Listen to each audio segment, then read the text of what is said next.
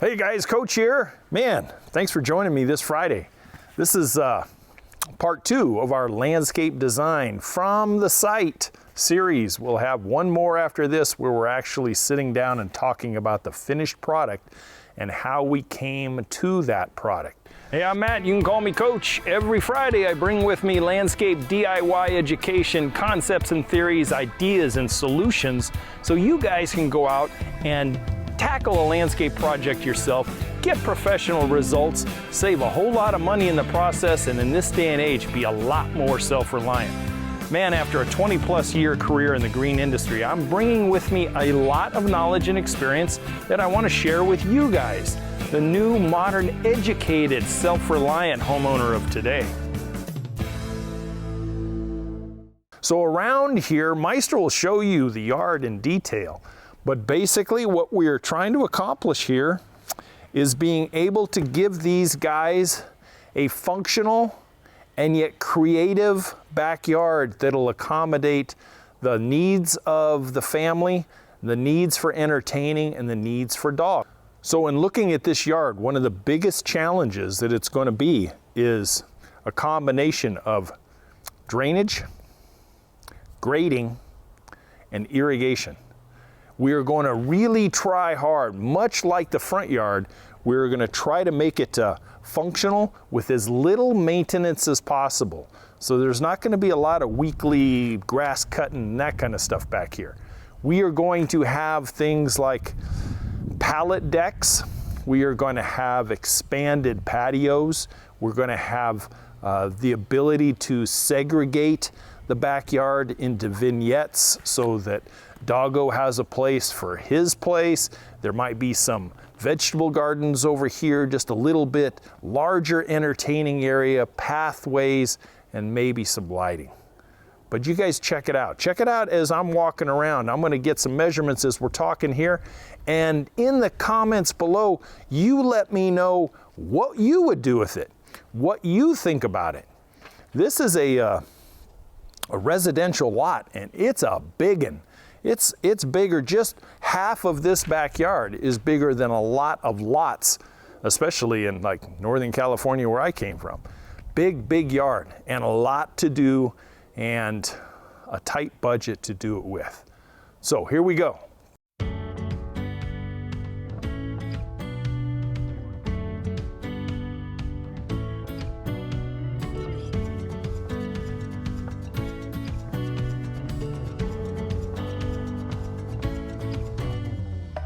So one of the things that we have right here is we have a hyperactive doggo, and not just any doggo, we're talking about a Great Dane doggo, and he loves to dig.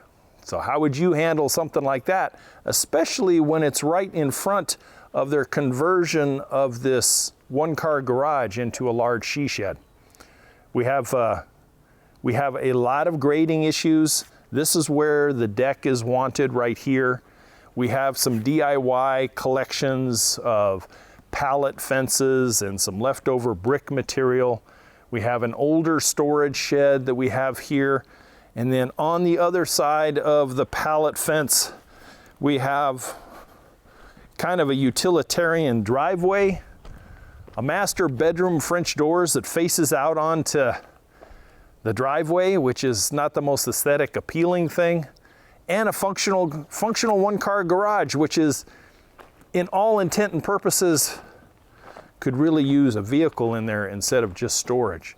And we're going to try to satisfy storage, old shed, she shed, and garage to where maybe it can come back around to be usable on a daily basis.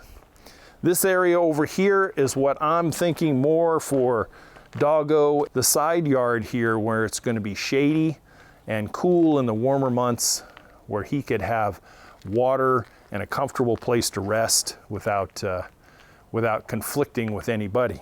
He's really kind of particular as far as who's around except for the owners. And then we have this nice sitting patio out here outside the master bedroom.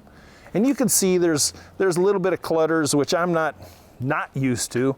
But some kind of cleanup is necessary here to get it down to kind of a blank canvas. You know, and you're going to see in the design instructions and designer notes on the plan on how a real weed spraying party is necessary, and how to be able to get this place down to where you can come in and start painting lines and figure out exactly where stuff is going to be visually, taking it from a flat bird's eye view on a piece of paper and putting it down on the ground itself and letting it start to sink into a client's head. They're going, ah, that's what Coach was thinking about. I get it now. Okay. So there's lots and lots of weed growth.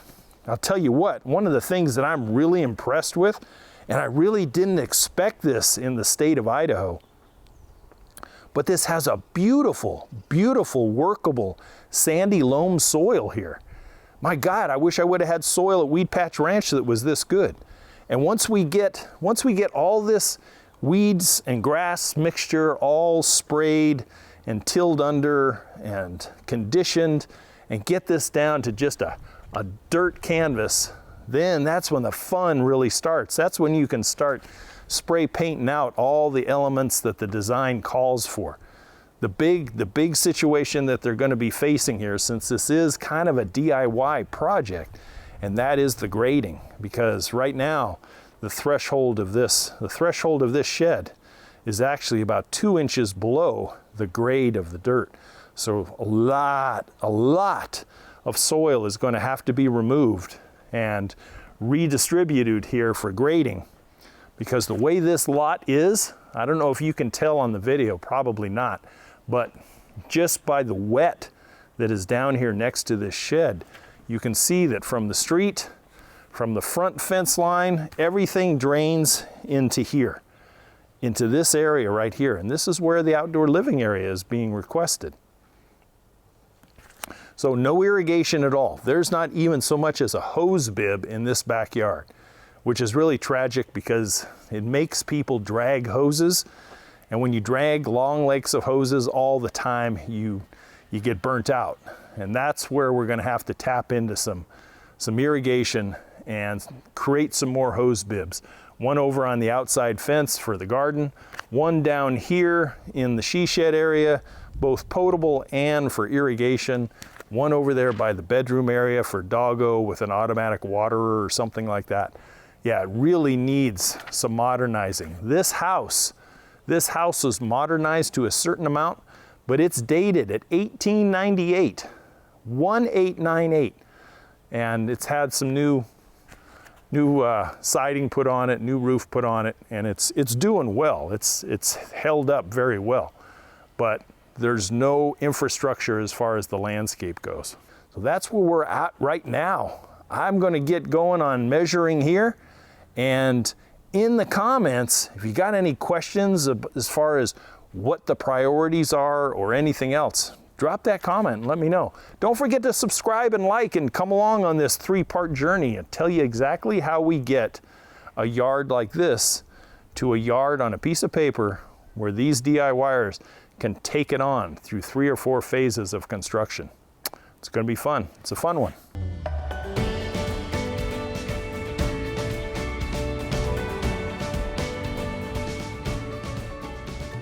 Hey, don't forget to check out last week's video as well, because that's part 1.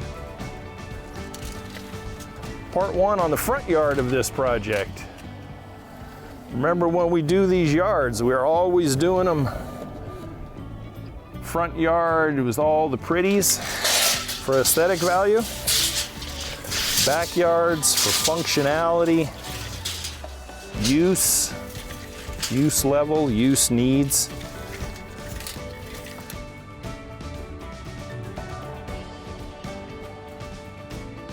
And since we're doing a conceptual design for no payment, we're doing approximations, which I got pretty good at pacing here.